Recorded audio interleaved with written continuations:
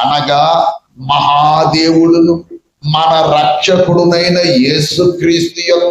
యేసుక్రీస్తు మహిమ యొక్క ప్రత్యక్షత కొరకు ఎదురు చూచుచు.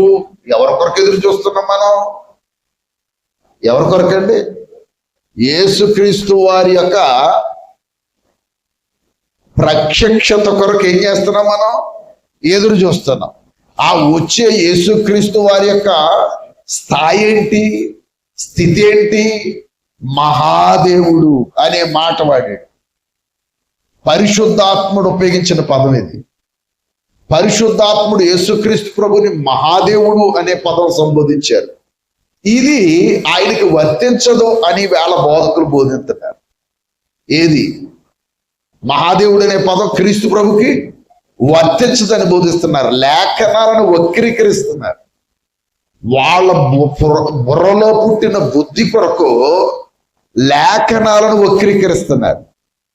యేసుక్రీస్తు ప్రభు పుట్టాడంటాడు ఒక ఆయన. అసలు యేసుక్రీస్తు ప్రభు పుట్టాడు, పరలోకంలో పుట్టాడట.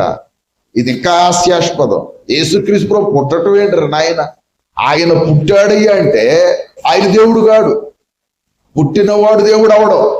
కానీ పలుమార్లు దేవుడు దేవుడు దేవుడు అనే పదం బైబిల్లో వ్రాయబడి ఉంది.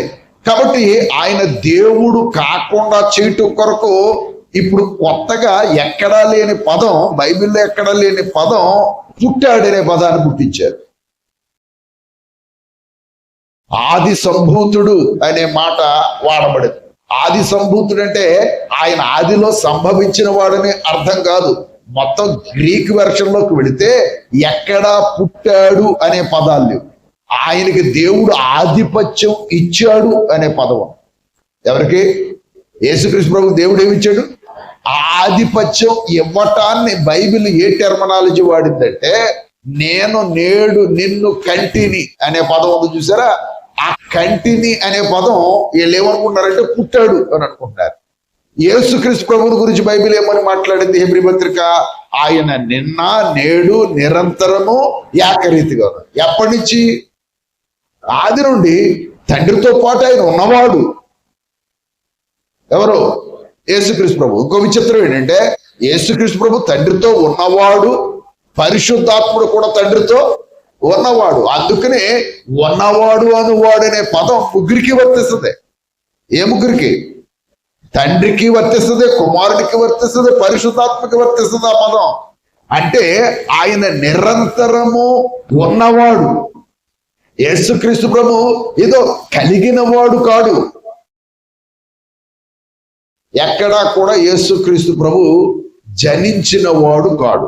ఇంకొక మాట ఖచ్చితంగా అడగాలి మనం. యేసుక్రీస్తు ప్రభు పుట్టాడు అని అన్నాడు అనుకోండి, పుట్టుక ఎలా జరుగుతుంది? భూ సంబంధంగా తల్లి నుంచి జరగాలి. యేసుక్రీస్తు ప్రభు భూ సంబంధంగా పుట్టాడు, పర సంబంధంగా పుట్టాడు అంటున్నారు. పర సంబంధంగా పుడితే దేవునికి కూడా ఎవరు ఉండాలి? భార్య ఉండాలి. భార్య ఉందా? మరి ఎక్కడి నుంచి వచ్చింది ఇది? ఇది ఒక అబద్ధమైన బోధ, ఇది అసత్యమైన బోధ. ఎందుకంటే తండ్రి అయిన దేవుడే యేసుక్రీస్తు ప్రభుని గణపరచి ఈ వాక్యం రాయించాడు. ఏది? తీతు పత్రిక 2:13. మనం రాయించింది కాదు కదా. తండ్రి అయిన దేవుడు పరిశుద్ధాత్మ ద్వారా ఒప్పుకుంటేనే కదా రాయబడింది. ఆ ఒప్పుకున్న పదం ఏది? మళ్ళీ చదవండి. 2:13. అనగా మహాదేవుడు మన రక్షకుడునైన. ఇక్కడ లేని కామ పెడుతున్నాడు ఒక ఆయన. ఈ వచనంలో కామ ఉందండి? లేదు. ఆ కామ పెడుతున్నాడు ఒక ఆయన. అంటే మహాదేవుడు కామ, మన రక్షకుడునైనా. అర్థం అన్నది మీకు? ఆ కామ పెడితే అది ముక్క సెపరేట్ అయిపోతుంది. అసలు నేను చదివింది బైబిల్ని క్షుణ్ణంగా అధ్యయనం చేసినప్పుడు, గ్రీక్ వెర్షన్ హెబ్రీ వెర్షన్ కూడా అధ్యయనం చేసినప్పుడు, అసలు పాత బైబిల్లో ఎక్కడ కామాలు లేవు. మొదట రాసిన బైబిల్లో అప్పటికే కామాలు సృష్టింపబడలేవు. అర్థమైంది మీకు నేను చెప్పింది? మొదట రాసిన బైబిల్లో అసలు కామాలు సృష్టింపబడలేదు. ఈ కామాలు పురుషుడు తర్వాత వచ్చింది. అయితే ఇక్కడ కామాలు పురుషుడు సృష్టింపబడిన తర్వాత అయినా పెట్టాలి కదా. మరి అర్థం అవ్వలేదని అన్నది. ఎక్కడ పెట్టాలి? అక్కడ పెట్టాలి కదా, మరి ఎందుకు పెట్టలేదు? ఆ గొప్ప విజ్ఞులే కదా ఇవన్నీ తయారు చేస్తా, పరిశోధకులే కదా ఇదంతా తయారు చేస్తా, కామ ఎక్కడ పెట్టాలో పురుషుడు ఎక్కడ పెట్టాలో వారు పెట్టారు. ఎందుకు పెట్టారు? వారికి పరిశుద్ధాత్మ దేవుని జ్ఞానం ద్వారా వారు పెట్టారు. ఈ మహానుభావుడు పెట్టేస్తున్నాడు ఒక ఆయన, ఏంటి? కామ. అంటే ఆయనకి ఎక్కడ కావస్తే అక్కడ కామ పెట్టేస్తాడు అనమాట, ఎక్కడ కావస్తే అక్కడ పురుషుడు పెట్టేస్తాడు, ఇక్కడ లేని కూడా. అంటే నీ బోధ ప్రజలకు ఎక్కించటం కొరకు ఒక భయంకరమైన తాపత్రయంతో ముందుకు వెళ్ళిపోతున్నారు. యేసు ప్రభుని ఎంత తగ్గించితే అంత గొప్పవాళ్ళం అవుతూ ఉన్నట్లుగా. యేసు ప్రభుని తగ్గించినోడు గొప్పవాడు అవడు, యేసు ప్రభుని హెచ్చించినవాడు గొప్పవాడు. ఎందుకంటే యేసు ప్రభుని తండ్రే ఏం చేశాడు? హెచ్చించాడు. ఎంతగా హెచ్చించాడు అంటే తన సింహాసనములో కుడి పార్శ్వానకు. ఎవరికి ఉంటుందండి హక్కు? దేవుడు కాకపోతే ఎవరికి ఉంటుంది హక్కు? చెప్పండి. దేవుడు కాకపోతే ఆయన సింహాసనములో కూర్చునే అధికారం ఎవరికి ఉంటుంది? పోని 2 కుర్చీలు ఉన్నాయని రాశాడు బైబిల్లో. మాట్లాడండి, 2 కుర్చీలు ఉన్నాయా? లేదే. ఏంటది సింహాసనం? ఒకటే. ఆ ఒకదానిలో ఎవరెవరు ఉన్నట్టు? తండ్రి. అంటే ఎంత ఈక్వల్ పొజిషన్ లేకపోతే అక్కడ కూర్చుంటారు. కనుక క్రీస్తు ప్రభు మహాదేవుడని బైబిల్ వాడింది, మనం గౌరవించాలా వద్దా? మళ్ళీ చెప్పండి. ఆయన ఆరాధికుడని బైబిల్ చెప్పింది, గౌరవించాలా వద్దా? గౌరవించాలి. యేసుప్రభు ఆరాధికుడే కాదని బైబిల్ ఎక్కడ లేదు. పని మనకు మాట అనుకున్నాం. యేసుప్రభు దేవుని కుమారుడు అని ఉంది బైబిల్లో, ఉందా లేదా? రైట్. భూమి మీదకి వచ్చినప్పుడు ఆయన్ని పరిశుద్ధాత్ముడు దేవుని కుమారుడిగా పరిచయం చేశాడు మనందరికి. నిత్యత్వంలో ఉండగా దేవునితో సమానుడని ఫిలిప్పీ పత్రిక మాట్లాడు. ఎవరినే? యేసుప్రభు ఎవరితో సమానుడు? దేవునితో సమానుడు, దేవుని స్వరూపము కలిగినవాడు. అది ఫిలిప్పీ పత్రిక ఇచ్చిన స్టేట్మెంట్. భూమి మీదకి వచ్చిన తర్వాత ఆయన దేవుని కుమారుడుగా భూమి మీదకి పంపబడ్డాడు. ఎందుకంటే ఆయనకు పోస్ట్ పోలియో ఉండాలి కాబట్టి. దేవుని కుమారుడు, ప్రవక్త కాదు, యాజకుడు కాదు, లేవీయుడు కాదు, ఇజ్రాయేలుడు కాదు, మానవుడు కాదు, ఆయన దేవుని కుమారుడు. ఆ మాట అంటే ఈయన దేవుని నుంచి వచ్చిన వాడు అని తెలియచేయబడటం కొరకు వాడబడిన పదం ఏది? దేవుని కుమారుడు. అంటే ఇప్పుడు దేవుని కుమారుడు అనే పదం ఎందుకు వాడాల్సి వచ్చిందంటే, ఒక ప్రవక్తగా నమ్మకంటే, ఒక యాజకుడిగా కాదు నమ్మాల్సింది, ఒక మనిషిగా కాదు నమ్మాల్సింది ఆయన్ని, ఒక దేవుని కుమారుడిగా నమ్మాలి. ఎందుకు కుమారుడిగా నమ్మాలంటే ఆయన ఎక్కడి నుంచి వచ్చాడు? ఆ భావాన్ని సూచించడం కొరకు వాడబడింది పదం. అంత మాత్రాన దేవుని కుమారుడే కానీ దేవుడు కాదనే పదం వాడడానికి లేదు. ఎందుకంటే యేసుక్రీస్తు ప్రభు దేవుడు కాదని డైరెక్ట్ గా ఎక్కడైనా వెరసుందా? మీరు ఎక్కడైనా చూసారా? యేసు ప్రభు దేవుడు కాదు అనే మాట ఎక్కడ బైబిల్లో లేదు. ఇంకొక విషయం, దేవుడు కాదని బోధించమని కూడా ఎక్కడా లేదు. దేవుడు కాదన్నారు అంటే తీర్పులో కఠినమైన శిక్షలు అనుభవిస్తారు. ఎవరిని? యేసుక్రీస్తు ప్రభు దేవుడు కాదండి. తండ్రి అయిన దేవుడే ఆయన్ని దేవాన్ని సంబోధించాడు. హెబ్రీ పత్రిక 1:8 చదువుకోండి. హెబ్రీ పత్రిక 1:8.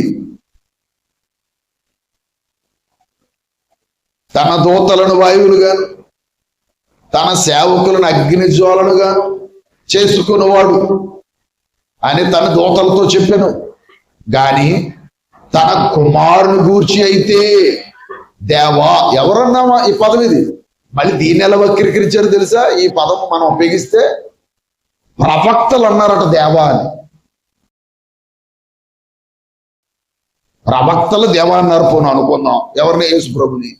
ప్రవక్తలే వాడారని అనుకుందాం. మరి నువ్వు అనకుండా ఏం చేస్తున్నావు? ప్రవక్తలకు అర్థమైంది కానీ ఇది ఎవరని?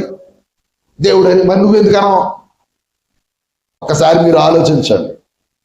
దైవాత్మ ఎంత క్లియర్గా చెబుతుందో ఈ విషయాలను గమనించవలసినటువంటి అవసరంతో. అందుకే ప్రధాన కారణం, మనందరి కొరకు ప్రాణం పెట్టి రక్తం కార్చి ఆయనకి పని ఏందమ్మా? ఎవరికి? యేసుక్రీస్తుకి పని ఏందమ్మా? మన కొరకు ప్రాణం పెట్టాల్సిన, రక్తం కార్చాల్సిన పని. అంటే ఆయన దేవుడిగా గౌరవించారని ప్రాణం పెట్టాడా, మనుషుడిని చేసేస్తాడని ప్రాణం పెట్టాడు? అసలు ఏ త్యాగంతో ఆయన ఆ పని చేశాడు? అంటే ఆయన మనుషులందరి చేత ఏమవ్వాలని, దేవునిగా గౌరవింపబడాలని కదా అంత త్యాగం చేశాడు. అంత త్యాగం చేసిన వ్యక్తిని ఈ ప్రపంచంలో నాకు తెలిసి ఒకే ఒక్కడికి యేసుక్రీస్తు ప్రభు అంటే పడదు. అది యేసుక్రీస్తు ప్రభు దేవుడు కాడు అని నమ్మేవాడు ఈ ప్రపంచంలో ఒకడే. ఎందుకంటే వాడెవడో ముందు స్టేజ్ దోత ఎవడో అపవాది. అంటే ఇప్పుడు యేసుక్రీస్తు ప్రభు కూడా వీడికి ఎలా కనబడాలా? ఒక దూతగానో మనుషుడుగానో కనబడాలి తప్ప భూమి మీదకి వచ్చి రక్షణ ఇచ్చిన వాడు దేవుడిగా కనబడడానికి వీల్లేదు. ఎవరికి కనబడడానికి వీల్లేదంటే ఒక సాతానికే. అంటే ఇప్పుడు సాతాను అనుచరులకు ఎలా కనబడతాడు ఈయన? అలాగే కనబడతాడు. నా పాయింట్ ఏమైనా అర్థమైందా? ఒక ప్రవక్త అంటాడో లేదంటే ఒక యాజకుడు అంటాడో, ఒక యాజకుడు అని వ్రాయబడి ఉంది హెబ్రీ పత్రికలో. ఎవరినే? యేసుక్రీస్తు ప్రభుని. లేవీడైనా మరి యాజకుడు ఎలా అంటున్నాను? యాజకత్వం అనేది దేవునికి మనుషులకి. ఆనాడు యాజకత్వం మనుషులకి మందసానకి. ఏనాడు? పాత నిబంధనలో మనుషులకి మందసానకి, లోపల ప్రత్యక్ష కూడా. అంతే తప్ప వారు డైరెక్ట్ గా దేవునికి యాజకులు కాదు. డైరెక్ట్ గా దేవునికి యాజకుడు ఎవరు? యేసుక్రీస్తు ప్రభు. ఎక్కడి నుంచి వచ్చాడు ఈయన? మరి అసలు పరలోకం నుంచి వచ్చాడంటేనే అర్థం కావాలి కదా. అసలు పరలోకములో ఉండగలిగే వాడు ఎవరై ఉంటాడు? దేవుడు తప్ప. ఆ ఒక్క ముక్క అయినా అర్థం కావాలి కదా, పరలోకం నుంచి వచ్చాడు. అలా అంటే ముగ్గురు దేవుళ్ళు అయిపోతున్నారంటే. అలా అంటే తండ్రి దేవుడు, కుమారుడు దేవుడు, పరిశుద్ధాత్మ దేవుడా? అసలు ఈ క్వశ్చనే ఎక్కడి నుంచి వచ్చిందో నాకు అర్థం కాల. ముగ్గురు దేవుళ్ళు ఎందుకు అవుతారు? ఆ ముగ్గురు తండ్రి, కుమార, పరిశుద్ధాత్మ ముగ్గురు ఒకే భాగములో ఉన్నారు. ఒక దేవునిగానే ఉన్నారు. ఎలా? ఇప్పుడు మనిషి అంటే ఎవరో?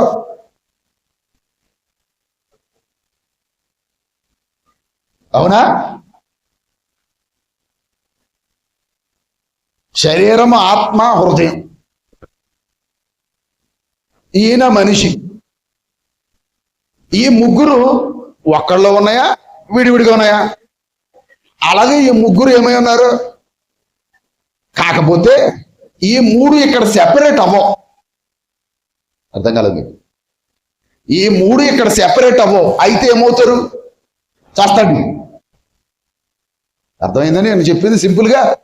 ఈ మూడు సెపరేట్ అయితే చేస్తారు, కానీ ఈ ముగ్గురు సెపరేట్ అవ్వగలరు. ఎందుకంటే వీళ్ళల్లో ఏముంది? జీవం ఉంది కాబట్టి. వీళ్ళల్లో జీవం ఉంది కాబట్టి సెపరేట్ అవ్వగలరు, కలిసి ఉండగలరు. మరి ఇక్కడ ఏమైనా అర్థమైందని చెప్పింది. ఇప్పుడు యేసుప్రభువుని పట్టుకొచ్చి ఇందులో కలిపేశారు. ఎంత అక్రమ బోధ చేస్తున్నారు ఒకసారి గమనించండి. ఈ ముగ్గురు దైవము, ఒక్కడే దేవుడు. మనకి ఈయన దేవుడు. ఇది బైబిల్లో పుట్టిన బోధ కాదు. ఒక ఫిలిప్పీ దేశంలో పుట్టిన ఒక సంఘంలోంచి పుట్టిన బోధ ఇది. దానికి కావలసిన వెబ్సైట్ డీటెయిల్స్ కూడా ఇస్తాను నేను. 1913 నుంచి బోధిస్తుందట ఆ సంఘం ఈ బోధ. ఫిలిప్పీ దేశంలో ఉన్న సంఘం 1913 నుంచి బోధిస్తుందట యేసుక్రీస్తు దేవుడు కాడే. ఆది నుండి అపోస్తులు బోధించిన బోధ కాదు. మరి అపోస్తులుడైన పౌలే కదా తీతుకు రాశాడు. చెప్పండి, ఇప్పుడు పౌలు గారు ఏమి రాశాడు? మహాదేవుడు అని రాశాడంటే ఇప్పుడు వాళ్ళు అంటున్న ప్రకారం యేసుక్రీస్తుని దేవుడు అన్నవాడు నరకానికి పోతాడని వాళ్ళు కూడా మాట్లాడుతున్నారు. అప్పుడు పౌలు గారు కూడా ఎక్కడ పోవాలా? మరి ఇందాక తండ్రి అయిన దేవుడు యేసుప్రభుని ఏమని సంబోధించాడు? తండ్రినే కించపరుస్తున్నారు వీళ్ళు, తండ్రినే తప్పుపడుతున్నారు వీళ్ళు, తండ్రి బోధన తప్పుపడుతున్నారు వీళ్ళు, తండ్రి ఉద్దేశాలు తప్పుపడుతున్నారు వీళ్ళు. యోహాను సువార్త 5వ అధ్యాయం. ఇది ఎప్పుడు మర్చిపోకండి, అండర్లైన్ చేసి పెట్టుకోండి. 22వ వచనం వెరీ ఇంపార్టెంట్ అండి. ఈ వచనం ఎప్పుడు మైండ్లో పెట్టుకోండి. ఎవరు వచ్చినా చూపించండి. 5:22 యోహాను సువార్త. అక్కడ పాయింట్ క్యాచ్ చేయండి.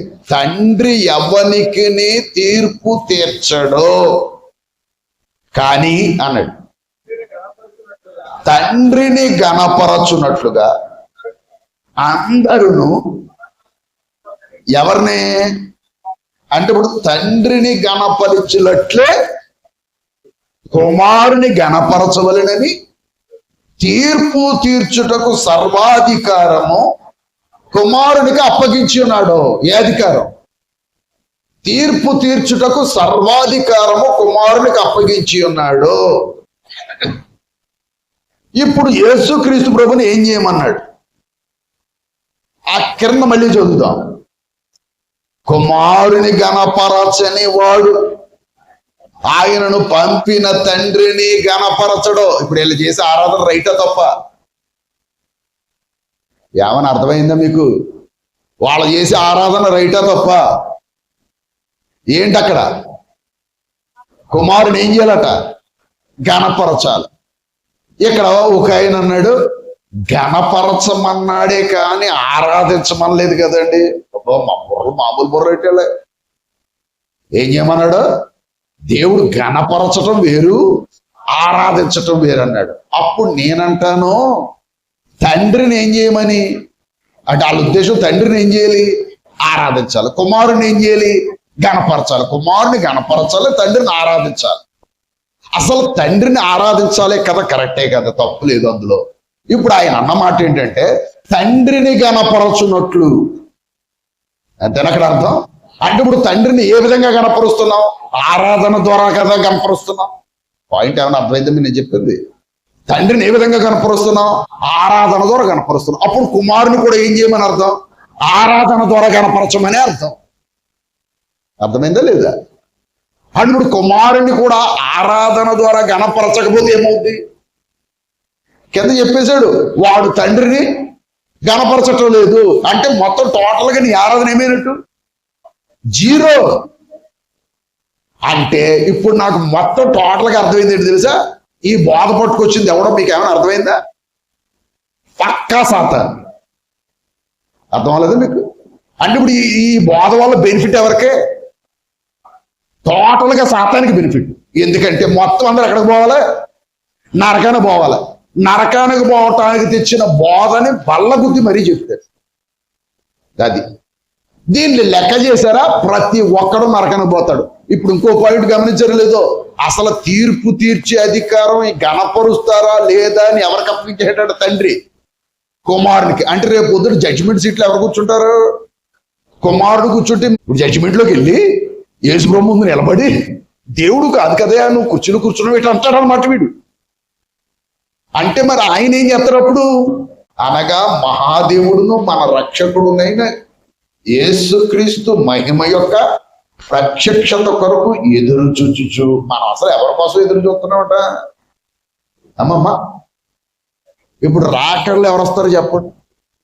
మళ్ళీ చెప్పాలి. తండ్రి వస్తాడా కుమారుడు వస్తాడా? మళ్ళీ చెప్పండి. రాకళ్ళు యేసుప్రభు వస్తాడని అందరూ ఒప్పుకుంటున్నారు కదా. మరి యేసుప్రభు వచ్చినప్పుడు ఆ యేసు ప్రభుని గురించి ఒక మాట చూద్దాం. చూడండి, యేసుక్రీస్తు ప్రభు దేవుడు కాదు. ఇక్కడ క్లారిటీ మనకు దొరుకుతుంది. 3వ అధ్యాయము 2వ పేతురు పత్రిక 3వ అధ్యాయము 11వ వచనం. ఇవన్నీ ఇట్లు లయమైపోవునవు కనుక ఆకాశములు రవులుకొని లయమైపోవునట్టు పంచభూతములు మహాబెండ్రముతో కరిగిపోవునట్టు దేవుని దినపు రాకడ కొరకు కనిపెట్టుచు. దేని కొరకు? దేని కొరకు? ఏంటండి? వచ్చేవాడు ఎవరని అర్థం? మళ్ళీ చెప్పాలి. వచ్చేవాడు ఎవరని అర్థం? మరి తండ్రి రావట్లేదే అంటే మరి వచ్చేవాడు ఎవరు? యేసుక్రీస్తు ప్రభు అయితే యేసుక్రీస్తు ఎవరు? మాట్లాడాలి. అక్కడ లేఖనం చూడండి. వచ్చేవాడు ఎవరు అంటే ఇప్పుడు యేసు ప్రభు ఎవరు అంటే దేవుడా కాదా? మరి ఇప్పుడు ఆయన ఎవరిగా రాబోతున్నాడు? దేవునిగా రాబోతున్నాడు. పాయింట్ అది. యేసు ప్రభు ఎవరిగా రాబోతున్నాడు? దేవునిగా. మరి ఇప్పుడు తీర్పు తీర్చేది ఎవరు? యేసు ప్రభు కదా.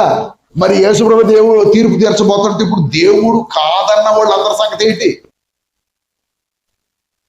యేసు ప్రభు దేవుడు కాదన్న వాళ్ళు అందరి సంగతి ఏంటి? ఇప్పుడు ఆ సీట్లో లేదా రాకడలో రాబోయేది ఎవరు? దేవుడిగా ఉన్న యేసుక్రీస్తు. మరి ఆయన్ని కాదన్న వాళ్ళ పరిస్థితి ఏంటి? ఒకసారి ఆలోచించండి. అందుకనే తీతు పత్రికలో ఆ మాట రాశాడు. తీతు పత్రికలు ఏమన్నాడండి? అనగా మహాదేవుడు మన రక్షకుడైన యేసుక్రీస్తు మహిమ యొక్క ప్రత్యక్షత కొరకు ఎదురు చూచుచు. యేసు ప్రభు రాకడ కొరకు మనుషులందరూ ఏమవ్వాలి?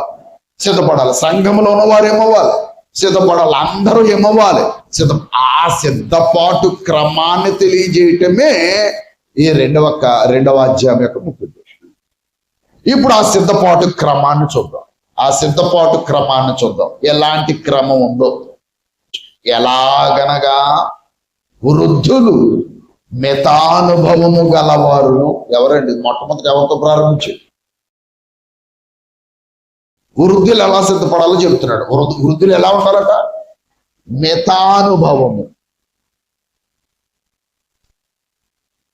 మితానుభవము గలవారు, మాన్యులను, స్వస్థ బుద్ధి. అంటే ఒక్కొక్కటి చెప్పాడు. మితానుభవము, మాన్యులు అంటే మాన్యులు అంటే ఎవరిని అంటారంటే తెలుసా మీకు? మంత్రుల్ని మాన్యులు అంటారు. పబ్లిక్ కి సర్వీస్ చేసేవాడు మాన్యులు. 2 స్వస్థ బుద్ధి. అక్కడ ఏమైనా పుట్టినోట్లు ఇచ్చాడా? రైట్. స్వస్థ బుద్ధి గలవారు, విశ్వాస ప్రేమ సహనముల యందు లోపము లేనివారు. అంటే ఇందులో ఏముండొచ్చు? లోపం ఉండొచ్చు. విశ్వాసములో ఏముండొచ్చు? లోపం ఉండొచ్చు. ప్రేమలో లోపం ఉండొచ్చు. సహనంలో ఆ లోపం ఏమై ఉంటుందంటే నటిస్తే ఇవన్నీ దొంగవు. లోపం అంటే ఏదంటే నటించకూడదు. విశ్వాసాన్ని నటించకూడదు. ప్రేమను నటించకూడదు. సహనాన్ని కూడా నటించకూడదు. నువ్వు దేనిలోనూ నటించకు. ప్రేమ నటించకు, సహనమా నటించకు, విశ్వాసమా నటించకు. ఓపెన్గా ఉండు. ఇది ఎవరికే ఈ ట్రీట్మెంట్? వృద్ధులు. అంటే వృద్ధులు ఈ విధంగా ఉండాలి. ఎందుకంటే వృద్ధులు సంఘానికి మాదిరే కదా. ఆ మాదిరి కలిగిన వారు ఈ విధంగా ఉండాలి. మితానుభవము, అలాగే మాన్యులు. అనుభవం అంటే దీన్ని ఎలాగ అర్థం చేసుకోవాలి? మితానుభవం అంటే ఏదులు అంటే దాని అర్థం ఏంటంటే అక్రమ కార్యాల్లో ముందుకెళ్ళిపోకూడదు. ఎవరు? అది మాన్యులు, విలువ కలిగిన వారు, స్వస్థ బుద్ధి గలవారు, విశ్వాస ప్రేమ సహనాల్లో లోపం లేని. ఇది వృద్ధులు. వృద్ధ స్త్రీలు. మరి వీళ్ళకేం చెప్పాడు చూద్దామా? వీళ్ళకేం నేర్పాడు? కొండెగత్తులు కాకూడదట. కొండెగత్తులను, మిగుల మద్యపానాశక్తులను,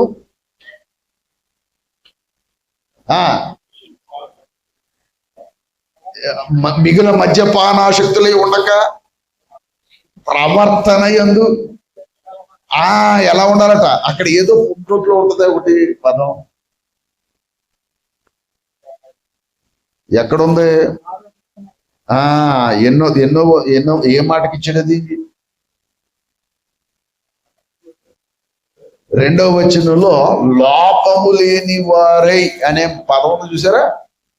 వృద్ధులు లోపము లేని, విశ్వాస ప్రేమ సహనములు యందు ఏమి లేని వారై, లోపము లేని వారై. అక్కడ పుట్టినట్లు ఒక మాట ఉంది చూడండి.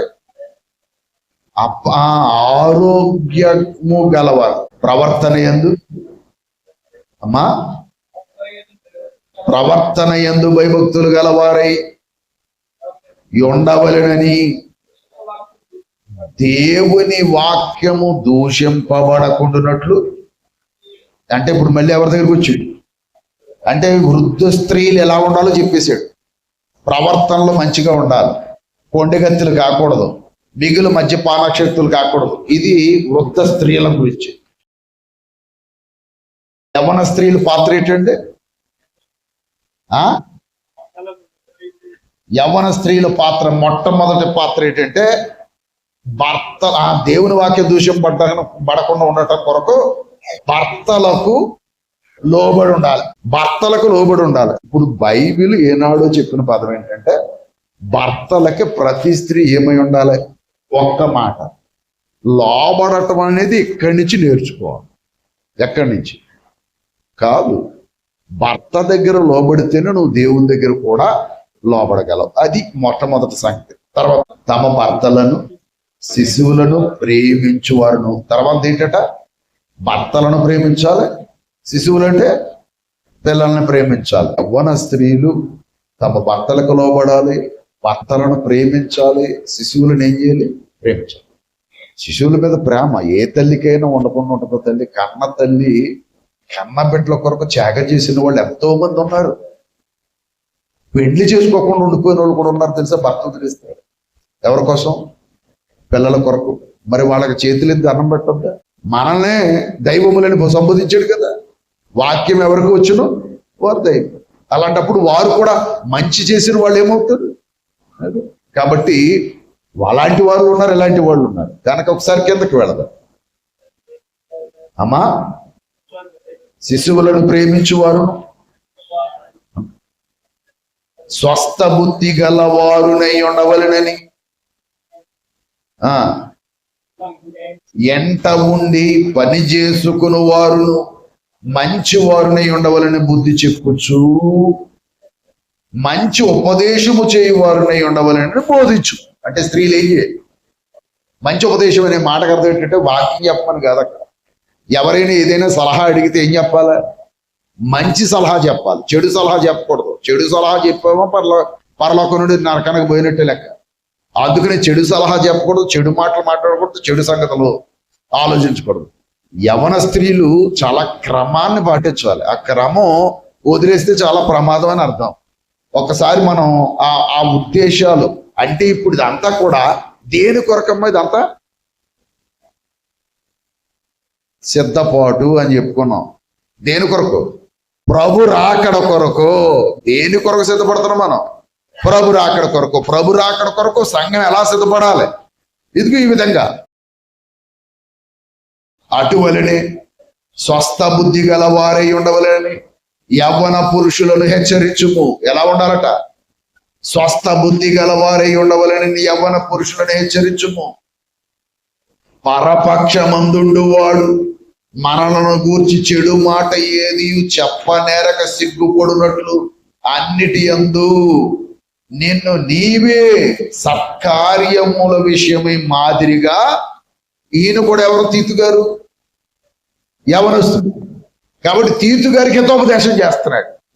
నువ్వు యవనస్తుడివి గనక నీ జీవితం ఎలా ఉండాలో చెబుతున్నాడు. ఎక్కడ?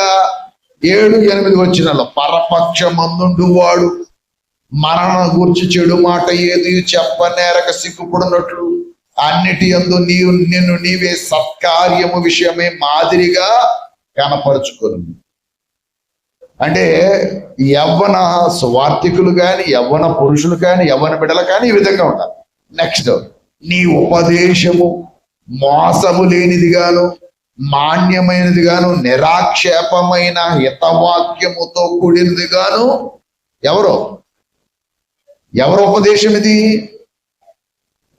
అంటే తీతు గారితో చెబుతున్నాడు, నువ్వు ఎప్పుడైనా ఉపదేశం చేస్తే ఉపదేశములు కూడా ఏముండాలట? మోసము లేని. అంటే ఇప్పుడు ఉపదేశాలు కూడా ఎలా ఉన్నాయి? మోసపూరితమైన ఉపదేశము, మోసము లేనిది గాను మాన్యమైనది గాను నిరాక్షేపమైన హితవాక్యముతో. కింద పుట్టినోళ్ళు ఇచ్చాడు చూడండి. అంటే వాక్యము ద్వారా కూడా ఏమవుతుంది? ఆరోగ్యం ఎక్కడ చెడిపోతుంది? స్వస్థ బుద్ధి గల హృదయం లేకపోతే ఏమవుతుంది? ఆరోగ్యం చెడిపోతుంది. ఇప్పుడు వాక్యం మళ్ళీ దాన్ని ఏం చేస్తుంది? సరి చేస్తుంది. అందుకని మనకి మంచి ఆలోచన, మంచి బుద్ధి, మంచి మనసు కేవలం వాక్యం వల్ల వస్తుంది. మన బుద్ధి మంచిదైతే సమాజం కూడా మన వెనకాలే నడుస్తుంది.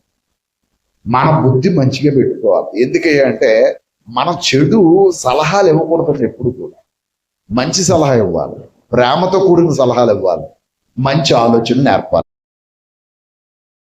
దాసులు కూడా ఉంటారు కాబట్టి దాసులైన వారు ఎలా ఉండాలట? అన్ని విషయములు యందు మన రక్షకుడగు దేవుని ఉపదేశమును అలంకరించున్నట్లు తమ యజమానులకు ఎదురు మాట చెప్పకూడదట. ఎవరో దాసులు. స్త్రీలు ఎవరికి లోబడాలి? మరి దాసుడు ఎవరికి లోబడాలి? యజమానుడికి ఏం చెప్పకూడదు? ఎదురు మాట చెప్పకూడదు. అట్లా సహించాలి. అతను చెడ్డోడైనా మంచోడైనా, అలాగే భర్త మంచోడైనా చెడ్డోడైనా సహించాల్సి. ఏమీ దొంగతనాలు చేయకుండా సంపూర్ణమైన మంచి నమ్మకమును కనపరచుచు అన్ని కార్యముల యందు వారిని సంతోషపెట్టుచు వారికి లోబడి ఉండవలనని వారిని, ఎవరిని? యజమానిని ఏం చేయాలి? వీళ్ళు సంతోష పెట్టేవారిగా ఉండాలనేది దేవుని యొక్క ఉద్దేశం. ఇకపోతే 3వ భాగంలోకి వచ్చేసాం. ఇప్పుడు 3వ భాగంలో ఆల్రెడీ సగం నేర్చుకున్నాం, గుర్తుందా?